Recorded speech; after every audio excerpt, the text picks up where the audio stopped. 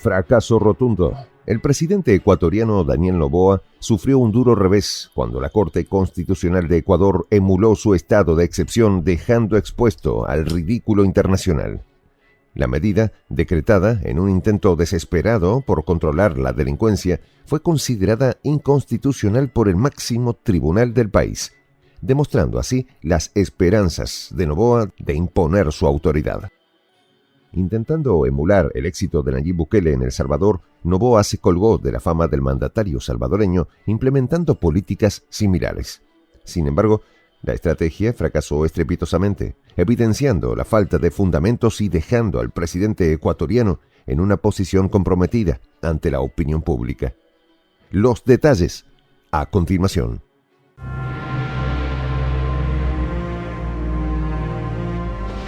Voz de la Patria Grande.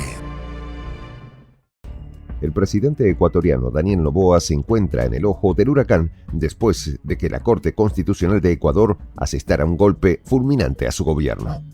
La entidad judicial derogó el estado de excepción que Noboa había instaurado, exponiéndolo al escarnio internacional y marcando el inicio del fin de su gestión. El 22 de mayo, en un movimiento desesperado por frenar la ola de delincuencia, Noboa decretó un estado de excepción de 60 días, siguiendo los pasos del presidente salvadoreño Nayib Bukele. Sin embargo, la Corte Constitucional frenó en seco su intento con un fallo contundente que dejó a Noboa vulnerable y bajo el escrutinio público. Aunque la Corte reconoció los graves hechos de violencia y las complejas circunstancias del país, decidió anular la medida de Noboa. Declararon la inconstitucionalidad del decreto ejecutivo 275 por mayoría, propinando un golpe devastador a la administración del presidente ecuatoriano. Noboa había presentado sus cárceles al estilo modelo Bukele en un intento por controlar los motines en Ecuador. Sin embargo, la Corte ecuatoriana desmanteló su régimen de excepción, revelando la ineficacia de sus medidas y dejando su reputación internacional en ruinas. La batalla que Noboa emprendió contra los grupos criminales organizados parecía una copia calcada de El Salvador. Anunció la construcción de 2 cárceles modelo Bukele para los cabecillas de estos grupos, pero estas acciones no fueron suficientes para detener la contundente decisión de la Corte. Pese a las drásticas políticas de Noboa, el miedo sigue reinando en las calles de Ecuador, demostrando que su estrategia fue solo un intento desesperado por emular a Bukele sin resultados efectivos.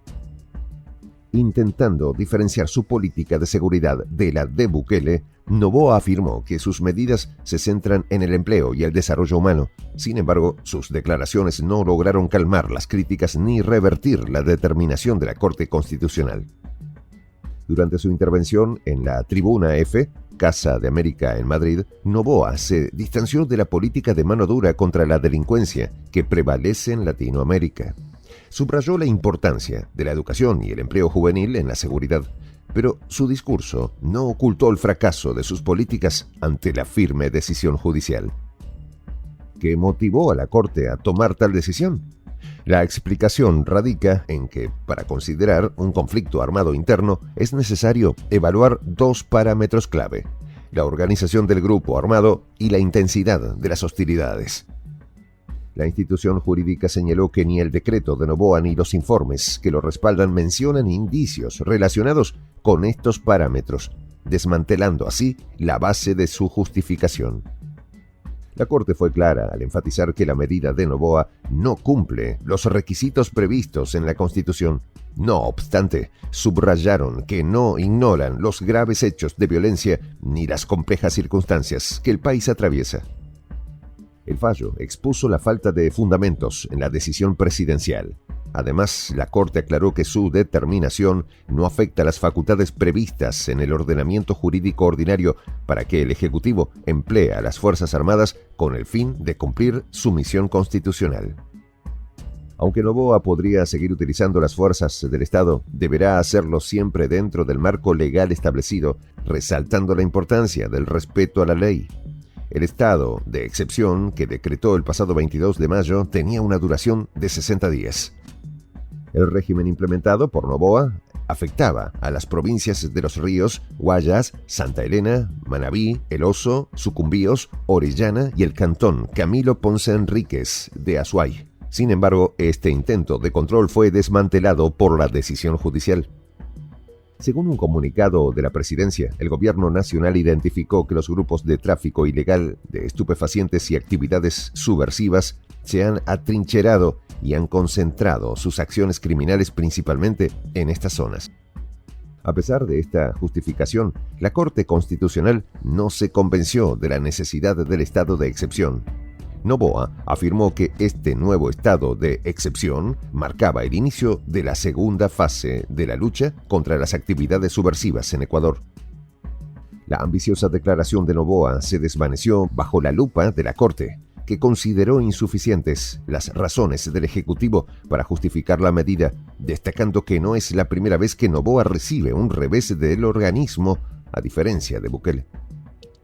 Antes de esto, a finales de abril, Noboa había promulgado otro estado de excepción para 5 provincias: El Oro, Los Ríos, Guayas, Santa Elena y Manabí. Sin embargo, 10 días después, la Corte Constitucional anuló esta medida, argumentando la falta de justificaciones claras bajo el pretexto de conflicto armado interno. La reiteración de estas medidas excepcionales y su constante revocación por la Corte reflejan no solo la fragilidad de la estrategia de Noboa, sino también la postura firme del tribunal en la defensa de la Constitución y el Estado de Derecho en Ecuador. Noboa ahora se enfrenta a una encrucijada, cuestionado por sus decisiones y con la sombra de Bukele cada vez más distante. Hace unos días, la fiscal general de Ecuador, Diana Salazar, reveló que aquellos responsables de la muerte del ex candidato Fernando Villavicencio ahora buscan acabar con su vida. ¿Es esto karma? La revelación de Salazar, difundida a través de un impactante video en YouTube, encendió las redes sociales. Sus declaraciones polarizaron a la opinión pública, con algunos usuarios culpando al organismo de contribuir al aumento de la delincuencia en el país. La situación se convirtió en un tema candente de debate nacional. La fiscal recordó los trágicos eventos que llevaron a la muerte de Villavicencio, candidato a la presidencia de Ecuador, asesinado a la salida de un mitin en Quito a tan solo 11 días de las elecciones presidenciales. Verónica Zarauz, esposa de Villavicencio y fundadora de la organización indígena Pachacutic, denunció graves fallos en la seguridad del evento. El equipo de seguridad falló, el jefe de seguridad falló. Fernando debía haber salido por el parqueadero de atrás, como lo hizo el general Carrillo, con escolta de policías. Así comentó Zarauz sobre el atroz asesinato cometido por 13 individuos, la mayoría de los cuales encontraron la misma suerte antes de poder declarar tras una visita del FBI. Mientras que El Salvador, bajo su estado de excepción, se ha convertido en la nación más segura de la región, Ecuador cierra 2023 como el año más violento de su historia, con más de 7.800 homicidios en aumento. Noboa no cuenta con el respaldo de la Corte Suprema ni del pueblo. ¿Se le cayó el teatro de convertirse en Bukele? Soy el J, Juan José del Castillo, director del canal Prensa Alternativa. Si quieres ser parte de la comunidad de la Patria Grande, suscríbete a nuestro canal. Si es que quieres que te lleguen las notificaciones cada vez que subimos un video, activa la campanita. Si quieres apoyar a nuestro canal económicamente, puedes hacerlo a través de PayPal. El enlace está en la descripción del video. A nombre del equipo de Prensa Alternativa, me despido con esta expresión en el quechua milenario, Tupananchis Kama, cuya traducción es hasta volvernos a encontrar.